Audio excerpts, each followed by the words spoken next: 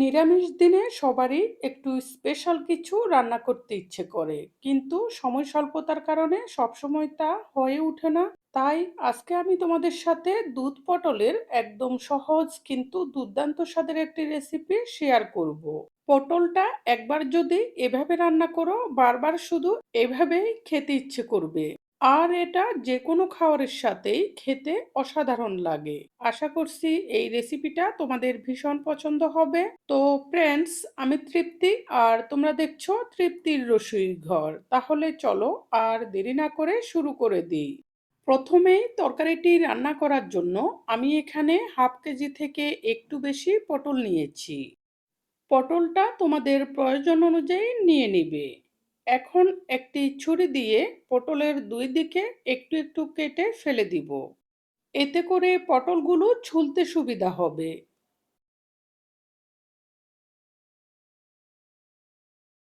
এভাবে সবগুলো পটলের দুই মাথায় একটু একটু কেটে ফেলে দেওয়ার পর আমি একটি ছলনি দিয়ে এগুলোকে এভাবে ছুলে নিব।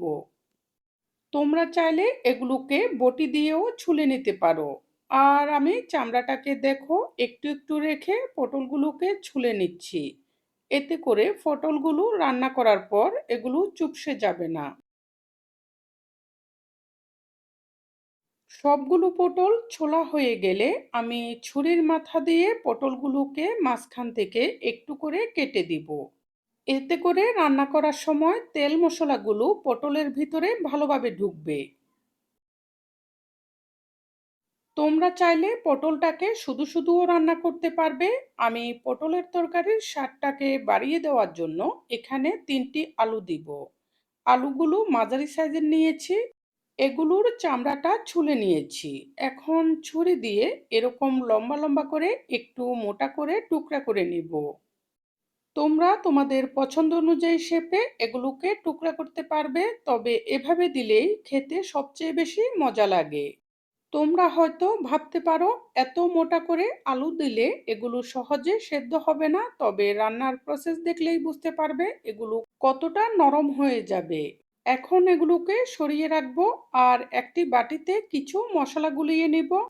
সেই জন্য বাটিতে দিয়ে দিচ্ছি 1 চা চামচ জিরার গুঁড়া, 1 চা চামচ ধনিয়া গুঁড়া, 1 চা চামচ মতো আদা বাটা, 1 চা চামচ লবণ, 1 চা চামচ থেকে একটু কম হলুদের গুঁড়ি, আর হাফ চা চামচ থেকে একটু বেশি মরিচের গুঁড়ি, আর কিছু কাঁচামরিচ দিয়ে দিব। এগুলোকে মাঝখান থেকে হালকা ফালি করে দিয়েছি।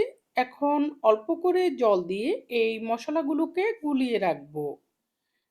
এই মশলাগুলোকে জল দিয়ে গুলিয়ে কিছুক্ষণ ভিজিয়ে রাখবো। এতে করে মশলার থিকনেসটা ভালো হবে। আরও একটু জল দিয়ে দিচ্ছি আর এগুলোকে ভালোভাবে গুলিয়ে এভাবে 10 মিনিট মতো রেখে দিব। এরপর চুলায় একটি কড়াই বসিয়ে দিব। কড়াইয়ে দিয়ে দিব হাফ কাপ পরিমাণ সরিষার তেল। তোমরা চাইলে এখানে সয়াবিন তেলও দিতে পারবে। তেলটা ভালোভাবে গরম হলে এখানে অল্প করে লবণ দিয়ে দিচ্ছি, যাতে করে আলুগুলো দেওয়ার সময় তেলটা ফুটতে না থাকে। এরপর এখানে দিয়ে দিব সামান্য করে হলুদের গুঁড়ি। এখন এগুলোকে নেড়েচেড়ে মিশিয়ে দিব।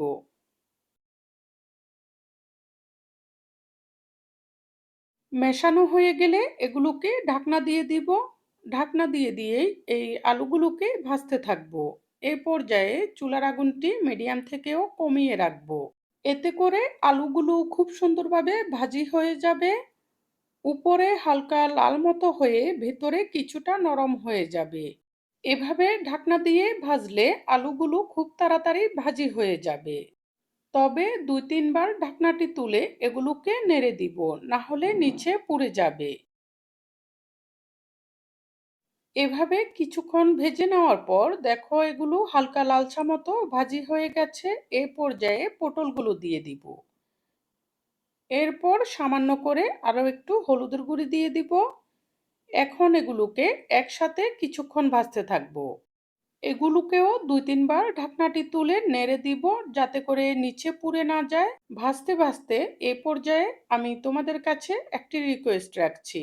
তোমরা যারা আমার চ্যানেলে নতুন এসেছো, সকল ধরনের রান্নার সহজ এবং সুস্বাদু রেসিপিটি পেতে আমার চ্যানেলটি সাবস্ক্রাইব করে রেখো। আর যারা আগেই সাবস্ক্রাইব করে রেখেছো তাদের জন্য থাকছে অনেক ভালোবাসা। এভাবে অল্প কিছুক্ষণ ভাজার পর পটলগুলো খুব সুন্দরভাবে ভাজি হয়ে যাবে আর আলুগুলোও আরো একটু ভাজি হয়ে যাবে। এরপর একটি চামচ দিয়ে আমি এগুলোকে একটি বাটিতে তুলে নিব। তুলে নেওয়ার পর কড়াইয়ে যে তেলগুলো থাকবে এখানে ফোড়ন দিব। ফোড়নে দিয়ে দিচ্ছি 2টি শুকনা মরিচ, একটি তেজপাতা ছিঁড়ে আর সামান্য করে সাদা জিরা। এখন এগুলোকে হালকা নেড়ে দিচ্ছি। এগুলো লালচা হয়ে ভাজি হয়ে গেলে এরপর গুলিয়ে রাখা মশলাগুলো দিয়ে দিব।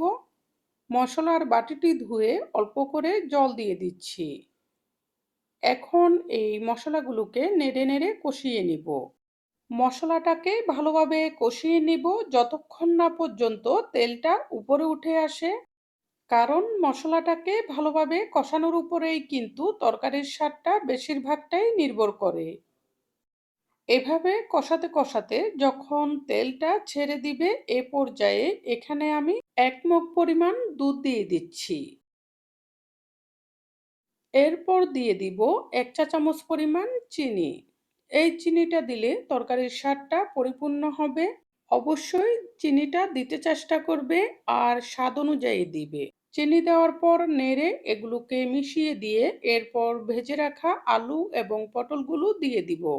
আর এগুলোকেও নেড়ে ঝোলের সাথে মিশিয়ে দিব। মেশানো হয়ে গেলে ভালোভাবে ফুটে উঠলেই এগুলোকে ঢাকনা দিয়ে দিব আর চুলার আগুনটি একদম ডিম করে 10 মিনিট এভাবে বসিয়ে রাখবো। এতে করে আলু এবং পটলগুলো একদম পারফেক্টভাবে সেদ্ধ হয়ে যাবে। সেদ্ধ হয়ে গেলে এগুলো একদম সফট হয়ে যাবে। এরপর এখানে আমি সামান্য করে গরম মশলা উপরে ছড়িয়ে দিচ্ছি। আর চুলার আগুনটি বাড়িয়ে দিয়ে এগুলোকে নেড়ে ভালোভাবে মিশিয়ে দিচ্ছি। চুলার আগুনটি বাড়িয়ে দেওয়ার কারণে এগুলো একটু টকবক করে ফুটবে। আর টকবক করে ফুটার পর এখানে অল্প করে ধনেপাতা কুচি উপরে ছড়িয়ে দিচ্ছি। এটি অপশনাল, তোমরা চাইলে দিতে পারো, না চাইলে নাও দিতে পারো। ধনেপাতা কুচিটা দিয়ে হালকাভাবে নেড়ে এগুলোকে মিশিয়ে দিচ্ছি। ধনেপাতাটা দেওয়ার কারণে তরকারির স্বাদ এবং স্মেলটা আরো একটু ভালো হবে। এখন আমি চুলার আগুনটি নিভিয়ে দিব। আর এটি কিছুটা ঠান্ডা হলে পরিবেশনের জন্য সম্পূর্ণ প্রস্তুত হবে। রেসিপিটা কেমন হয়েছে অবশ্যই জানাবে। অবশ্যই তোমরা এই রেসিপিটা ট্রাই করবে। যদি রেসিপিটা পছন্দ হয়ে থাকে অবশ্যই লাইক, কমেন্ট এবং সাবস্ক্রাইব করে সাপোর্ট করবে। আরও নতুন নতুন রেসিপি উপহার পাওয়ার জন্য। এই বলে আজকের মতো এখানেই বিদায় নিচ্ছি। পরবর্তীতে চলে আসবো নতুন কোনো রেসিপি নিয়ে। সেই পর্যন্ত সবাই ভালো থেকো।